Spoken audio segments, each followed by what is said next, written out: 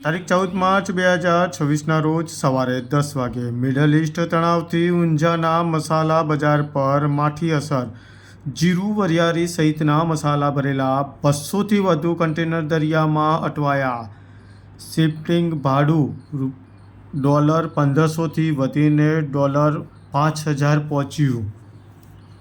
America, Israel અને Iran યુદ્ધની સીધી અને ગંભીર હવે અસર પડી રહી છે। એશિયાના સૌથી મોટા ગણાતા ઊંઝા મસાલા બજાર પર જોવા મળી રહી છે। યુદ્ધના કારણે સર્જાયેલી અસ્થિરતાને પગલે ઊંઝાના વેપારીઓના કરોડો રૂપિયાના દરિયાની વચ્ચે અટવાઈ રહ્યા, જે સમગ્ર બાબતે વેપારી આલમમાં ચિંતાનો માહોલ।